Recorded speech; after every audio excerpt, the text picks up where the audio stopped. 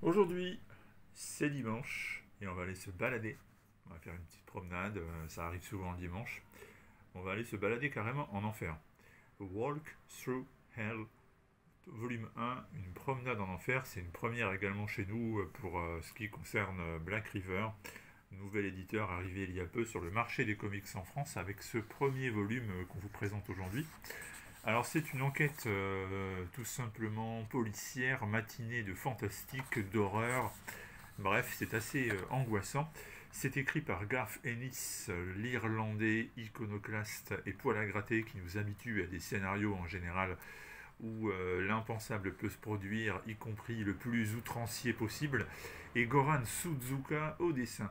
Alors, Ennis, pour une fois, n'est pas aussi outrancier justement qu'il peut l'être d'habitude.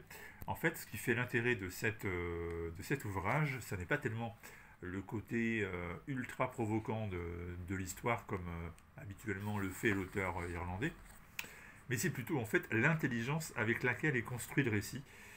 J'ai été surpris de voir que c'est quelque chose qui est vraiment mûrement réfléchi, particulièrement bien mis en place, et ça c'est très très appréciable.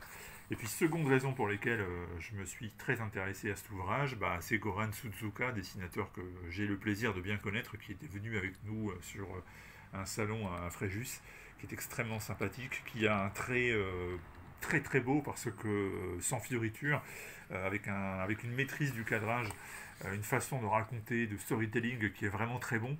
Et donc c'est un plaisir de voir que Suzuka et Ennis sont ensemble sur cet ouvrage, donc sur cette promenade en enfer. Alors de quoi s'agit-il?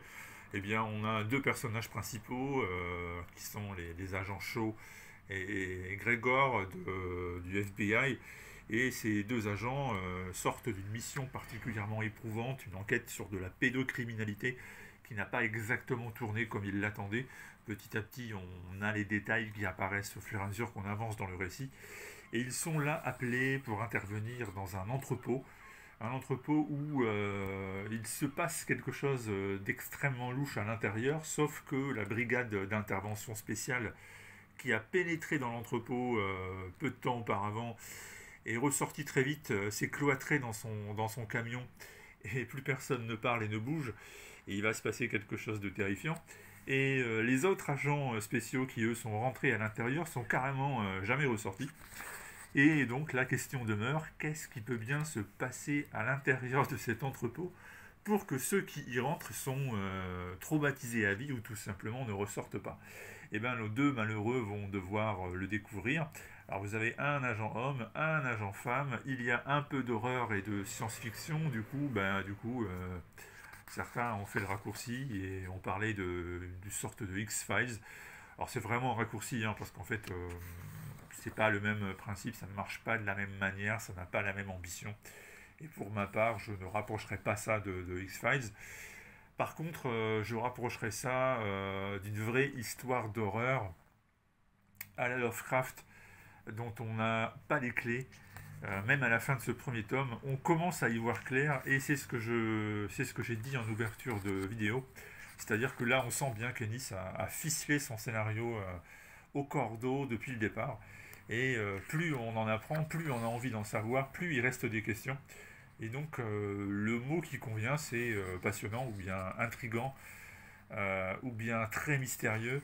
En tous les cas, on ne s'ennuie pas et c'est vraiment un ouvrage qui m'a plu parce que qui respecte parfaitement ce que j'attendais, c'est-à-dire à la fois quelque chose de bien déroutant et puis à la fois on retrouve sur certains dialogues, sur certaines situations, notamment lorsque les réseaux sociaux, la bien-pensance, les minorités comme on les appelle maladroitement parfois, sont mises en question par un Ennis qui aime bien toujours un peu faire bouger les lignes quand il rédige ses scénarios et les dialogues, hein, c'est toujours un peu parfois à la limite, il aime bien la fréquenter.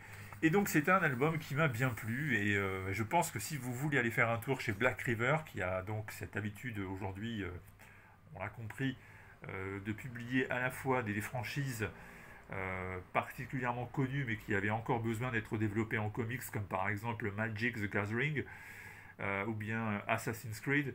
Et bien là, vous avez aussi les séries qui viennent de Aftershock, comme cette série de Ennis et Suzuka, Et c'est pour l'instant, à mon avis, le meilleur album que propose Black River depuis son arrivée sur le marché français.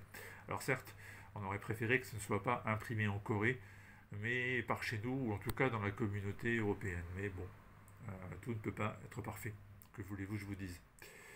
Allez, on se souhaite à tous un très bon week-end et puis on se donne rendez-vous la semaine prochaine pour d'autres vidéos. D'ici là, abonnez-vous à la chaîne qui n'en est pas une et à bientôt.